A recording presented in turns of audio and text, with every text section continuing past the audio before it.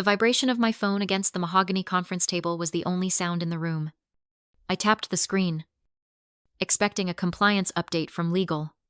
Instead, I saw 3 banking notifications stacked like dominoes. Viking River Cruise. Platinum Tier. Pending charge. $24,600. It blinked. For a second. My brain tried to reject the data. I haven't booked a vacation in 3 years. Then the text message slid into view. It was from my mother. Amanda. It read. Surprise. Since you are doing so well, we knew you would want to treat us for our 30th vow renewal. Love you. My stomach didn't drop. My hands didn't shake. That is the difference between a victim and an auditor. I simply turned my phone over, looked at the CEO, and said, "Excuse me. I have an urgent compliance breach to handle." I walked to the floor-to-ceiling window overlooking Denver, unlocked my phone, and opened my banking app. I didn't call them. I didn't scream. I initiated the kill switch protocol. Freeze card. Freeze account. Report fraud. Access denied. Have you ever had a family member confuse your hard-earned money with their personal piggy bank? Drop a yes in the comments if you have ever had to hide your success just to feel safe. I live in a glass box. My condo in downtown Denver has floor-to-ceiling windows, clear acrylic furniture, and absolutely nowhere to hide. I designed it this way on purpose. When you grow up in a house built on secrets, transparency becomes an obsession. I stood there, watching the traffic below. The adrenaline finally starting to cool into something sharper, something colder. I looked at the notification again. $24,600. Most daughters would be crying right now. They would be calling their mom, asking why, screaming. But I am not just a daughter. I am the fixer. It started when I was 10 years old.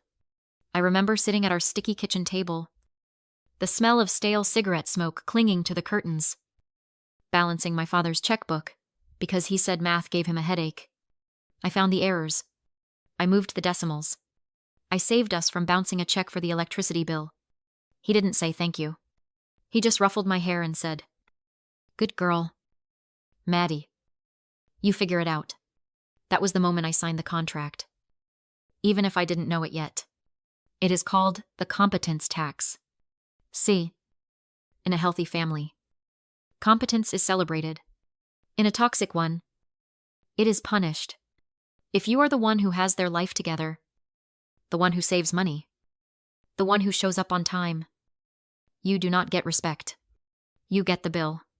You become the designated carrier for everyone else's chaos. My stability made me a target. My parents, Christopher and Amanda. I didn't see me as an independent adult. They saw me as an insurance policy that had finally matured. They saw my credit score as a communal resource. For 20 years, I paid the tax. I bailed my brother Joshua out when they refused to help him. I paid for the new roof when Dad gambled away the repair fund. I paid with my time, my sanity, and my silence. But this wasn't a tax. This was a raid. I looked at the charge again. $24,600 for a vow renewal ceremony in Tuscany. They wanted to celebrate 30 years of a marriage that was mostly held together by debt and denial. And they wanted me to foot the bill without even asking. I took a sip of my cold brew. The condensation felt freezing against my palm. I wasn't going to pay this bill. I was going to audit the entire account. I sat in the dark of my condo, phone in hand, my father's voice echoing in my ear. A group rate. He actually said the words, group rate. $1,200 per person. Maddie, he said, his tone light. Breze, as if we were discussing the price of appetizers. Not felony theft. I snagged us a deal. You are ruining the vibe with all these questions. Just let us have this. I looked at the bank statement glowing on my laptop screen. $24,600 divided by 3 tickets is $8,200. That is not $1,200. That is not a deal. That is a lie. A specific, calculated lie designed to keep me quiet until the non-refundable date passed. They weren't just spending my money. They were banking on my compliance. They were betting on the fact that I would rather swallow the cost than cause a scene. I hung up without saying another word. I didn't argue. I didn't point out the math. Because in that moment, something fundamental broke. It wasn't my heart. It was the contract. The silent, invisible agreement that says, I owe them my loyalty because they gave me life. That contract was void. I sat there in the silence. The city lights of Denver, twinkling below me like a distant galaxy. And I named it. I gave it a label. Because once you name something, you can manage it. Financial infidelity. We talk about infidelity in marriages all the time.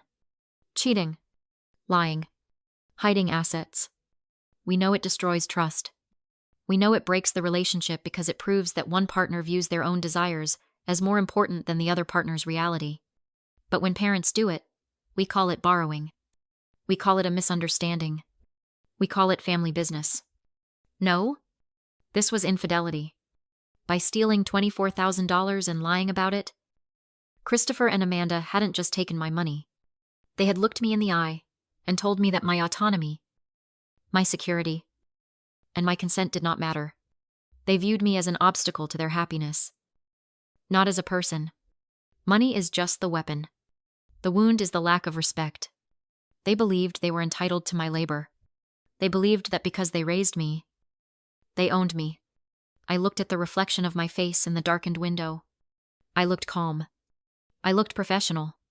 Inside, I was reclassifying my parents. They were no longer family. They were hostile actors. And you do not negotiate with hostile actors. You neutralize them. I opened my laptop again. I wasn't going to sleep. I had work to do. I logged into my primary banking portal. My investment accounts. My credit monitoring service. I was going to perform a forensic audit of my entire life. If they lied about the tickets, what else were they lying about? I started with the small charges, the ones I usually ignored. $15 at a gas station in Aurora. $50 at a liquor store on a Tuesday. A subscription for a Wine of the Month club I definitely didn't sign up for. The pattern was subtle, but it was there. A slow, steady bleed. They had been testing the waters for months, seeing what I would notice, seeing what I would tolerate. Then I saw it. A notification in my spam folder from 6 months ago. DocuSign. Electronic signature confirmation. I froze. I hadn't signed anything 6 months ago. I clicked the link. It took me to a secure document portal.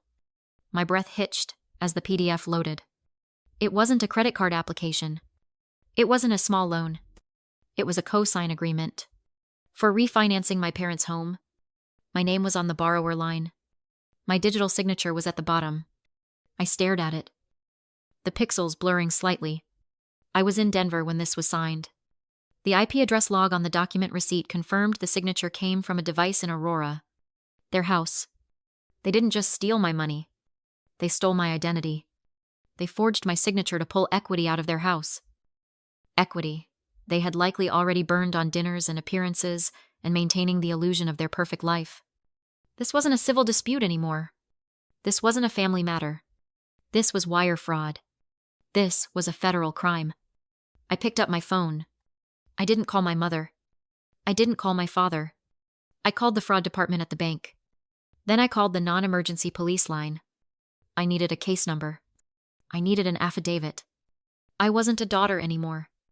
I was the lead investigator on the case of my own exploitation. And I was about to bring the hammer down. The moment the freeze hit. The panic was instantaneous. It wasn't a subtle ripple. It was a shock wave. My phone didn't just ring. It convulsed. 17 missed calls from my mother. 10 from my father. Then came the flying monkeys. That is the technical term for the enablers. A narcissist recruits to do their dirty work. In my family, the head flying monkey is Aunt Sarah. She called me at 9 a.m. on a Saturday. Her voice was thick with that weaponized concern toxic families specialize in. Madison, she said. Your mother is devastated. She can't even get out of bed.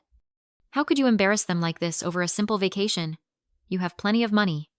You are making 6 figures. For heaven's sake. I listened to her breathe, imagining her sitting in her floral armchair, completely unaware that she was advocating for a felony. They had spun the narrative already. To them, I was the greedy daughter, hoarding her wealth, punishing her loving parents for a simple misunderstanding. They framed the victim as the abuser for daring to cut off the supply. I didn't argue. I didn't try to explain the math or the fraud. You cannot explain color to a person who is determined to see only black and white. I just said, I understand you feel that way. Aunt Sarah. My phone buzzed against my cheek. A text from my brother. Joshua. It read, they are planning an intervention for you on Sunday. Watch out. They want you to unlock the cards. An intervention? The irony was so sharp it almost drew blood. They were staging an intervention for me. The only person in the family who wasn't drowning in delusion. I made a decision right then. I wasn't going to hide. I wasn't going to block them. I was going to attend. I'll come to dinner on Sunday. I told Aunt Sarah. My voice steady. I will bring the paperwork to sort this out. I could hear the relief in her exhale. She thought paperwork meant a check. She thought it meant I was coming to surrender, to sign the retroactive permission slip and smooth everything over. She was wrong.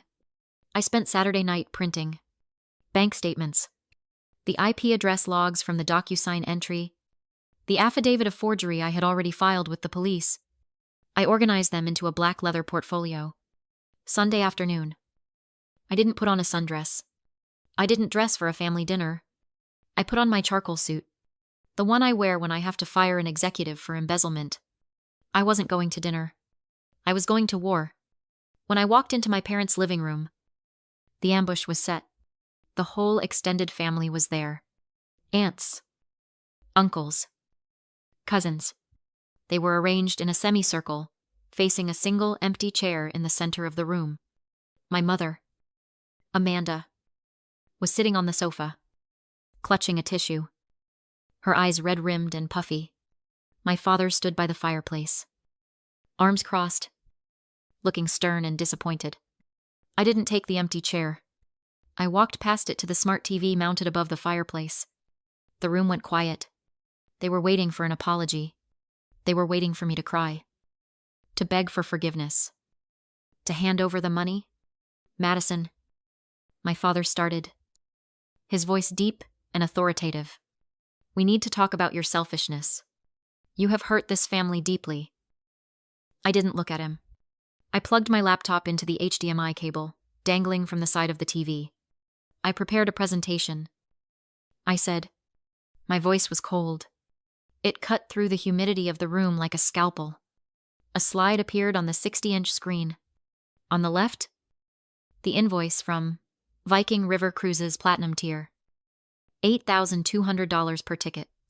On the right, a text message from Dad claiming the tickets were $1,200. The air left the room. This is not a misunderstanding, I said, pointing to the screen. This is theft. But that is the least of your problems. I clicked the remote. The next slide appeared. The DocuSign timestamp, the digital signature, and the IP address log proving the signature originated from this house. On this Wi-Fi network? While I was physically located in Denver. This is a federal crime, I stated. It is called wire fraud, and I have already filed the police report. For 3 seconds, there was absolute silence. Then, the explosion happened. My mother didn't faint. She didn't apologize. She shrieked. She threw her wine glass at the wall, shattering it, and lunged toward me. I gave you life, she screamed. Her face twisted into a mask of pure, ugly rage. You owe me everything, you ungrateful, hateful child. You will die alone. The room recoiled. My aunts and uncles looked terrified, but I stood perfectly still. I watched her scream. I watched my father turn purple, shouting that I was ruining the family name, This reaction has a name in behavioral psychology. It is called an extinction burst. When a manipulator realizes they have lost control, they don't negotiate. They detonate. The screaming isn't pain. It isn't grief. It is a tactic. It is the final, desperate attempt to force the victim back into submission through fear and volume. They were trying to scare me back into my role as the fixer. But I wasn't scared. I looked at my mother, heaving and sobbing on the floor, and I felt nothing but a cool, detached clarity. This is what happens when the ATM breaks, I said to the silent room. Then I unplugged my laptop, picked up my portfolio, and walked out the front door. I didn't look back. I didn't stay to watch the police cars turn into the driveway. I heard about it later, through the grapevine of cousins who suddenly found my phone number again.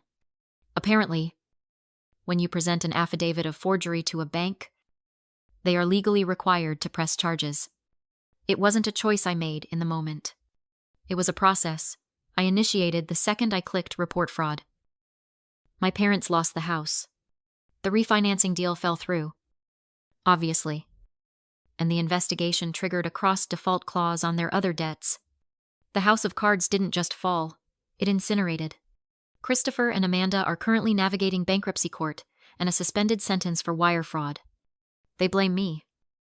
Of course, in their version of the story, I am the villain who abandoned them in their time of need. But I don't listen to their version anymore. I blocked their numbers. I blocked their emails. I audited them out of my life. 6 months later, the silence in my condo isn't heavy. It's peaceful. I'm sitting at my clear acrylic dining table. But I'm not balancing a checkbook for a man who hates math. I'm sitting across from my brother, Joshua. For years, they called him the screw-up, the scapegoat. They said he couldn't handle money. But as we went through his records, I found the truth. They had been using his social security number since he was 18 to open utility accounts they never paid. His irresponsibility was actually their identity theft. I watched him stare at his laptop screen today. He clicked refresh on the credit monitoring app. 720.